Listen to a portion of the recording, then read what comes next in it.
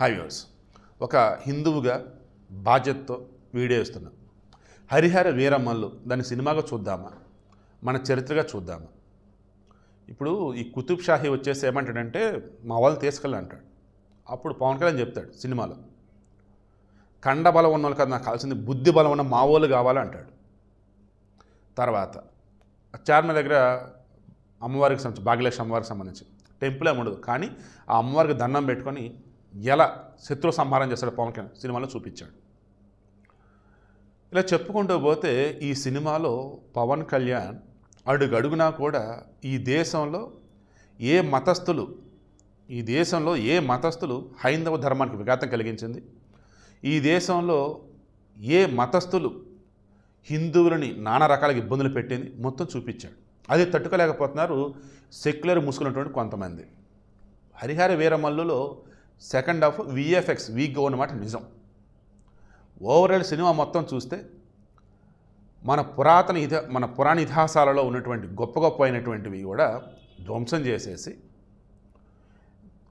Even Takshashila కావచ్చు, నలంద కావచ్చు, అద్భుతమైనటువంటి విశ్వవిద్యాలయాలను కూడా, అందులో ఉన్నటువంటి సంపదను కూడా మొత్తం తగలబెట్టేసింది ఎవరంటే ముస్లిం పాలకులు.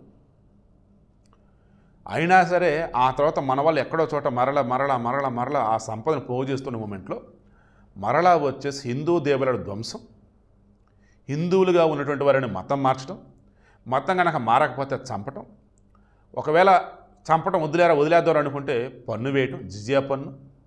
ఇలా చెప్పుకుంటూ పోతే హిందువులకు సంబంధించి ముస్లిం పాలకులు చేసిన అరాచకాలని మన చరిత్ర పుస్తకాలు ఇప్పుడు కనపడవు. కాంగ్రెస్ పరిపాలనలో 78 సంవత్సరాలలో మధ్యలో వేరే ప్రభుత్వాలు వచ్చినా సరే, స్వతంత్రం వచ్చిన కాడి నుంచి చూసుకుంటే నిజమైనటువంటి చరిత్ర ఏంట్రా బాబు అంటే లైలా మజ్ను, తాజ్మహల్, ఎర్రకోటలు ఇవే. హిందువులను ఘోరాతిఘోరంగా చంపారు, మరి వాటి సంగతి ఏంటి? హిందువుల మీద పన్నులు వేశారు, వాటి సంగతి ఏంటి? ఆడవారిని దారుణంగా హింసిస్తూ ఉంటే అగ్నుల దూకులు ప్రాణార్పణ చేసుకున్నారు, అదేంటి మరి? హిందూ దేవాలయం సంపద కోసం దేవాలయాన్ని విధ్వంసం చేశారు, అదేంటి?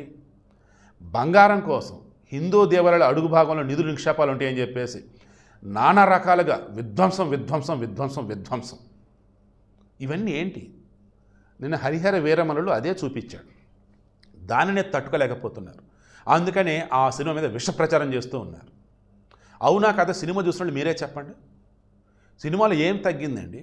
సెకండ్ హాఫ్లో విఎఫ్ఎక్స్ కొంచెం డల్గా ఉండటం, అంటే మన వాళ్ళు బాగా అలవాటు పడారు గ్రాఫిక్స్కి, అద్భుతం గ్రాఫిక్స్ అవి చూసేసి ఈ సినిమాలో కొంచెం గ్రాఫిక్స్ అటు ఇటు ఉండేసరికి తట్టుకోలేకపోతున్నారు. అది కాకుండా ఓవరాల్ కంటెంట్ మొత్తం చూడండి, సినిమాలో ఏం తక్కువైంది? ఈరోజు ఉన్నటువంటి ఈ తరానికి తెలియనటువంటి ఎన్నో నిజాలను పవన్ కళ్యాణ్ చెప్పాడండి. సనాతన ధర్మానికి ఏ రకంగా కట్టుబడి ఉండాలో చూపించాడు. ఉత్తర భారతదేశంలో ముస్లిం పాలకులు అక్కడ కరువు కాటకాలు ఉన్న హిందువులు కొంతమంది యజ్ఞ యాగాలు చేసేసి వర్షాలు రప్పిద్దామని ట్రై చేస్తుంటే కూడదని వాళ్ళు అంటూ ఉంటే వారిని తుదముట్టించి యజ్ఞాలు చేపించిన వాడిగా ఈ సినిమాలో పవన్ కళ్యాణ్ చూపించాడు. ఆనాడు రాముడు కూడా విశ్వామిత్రుడు యాగం చేస్తున్నప్పుడు రాక్షసుల యాగాన్ని ధ్వంసం చేద్దాం చూస్తే వాళ్ళు చంపేస్తాడు.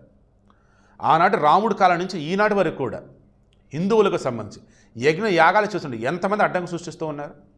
ఇలా చెప్పుకుంటూ పోతే ఈరోజు కూడా హిందువుల మీద పడి ఏడుస్తున్న వాళ్ళు ఎంతమంది? పేరుకి అవి హిందువులు, కానీ హిందూ దేవులను అవతల లేదని అంటే నవ్వుతారు. హిందువులకు సంబంధించి అవతల లేదన్న దారుణంగా దూషిస్తే సరదాగా తీసుకొని రా అంటారు. హిందువుల మీద తిరిగేదని అంటే ఊరుకోరు, అలా ఎలా అంటారు నువ్వు వాళ్ళని? మన లౌకిక రాజ్యం, సెక్యులర్ దేశం మన. సింపుల్, నా బాధల్లో ఏంలా, నా బాధ్యతలు ఒకే ఒకటి. ఈరోజు కూడా నిజాలు తెలుపుదామని పవన్ కళ్యాణ్ అంటేవాడు ఏదో సినిమా రూపంలో తీసుకొస్తే దానిని కూడా భూతద్దంలో చూస్తూ సినిమా బాగాలేదు, సినిమా అటర్ ఫ్లాప్, అద్దెనిది అనుకుంటున్నారే. ఒక్కసారి మీరు ఆలోచించుకోండి, హిందువుల ముసుగులో ఉన్నటువంటి దేశద్రోహులు మీరు అవునా కాదా? మీరే క్రాస్ చెక్ చేసుకోండి.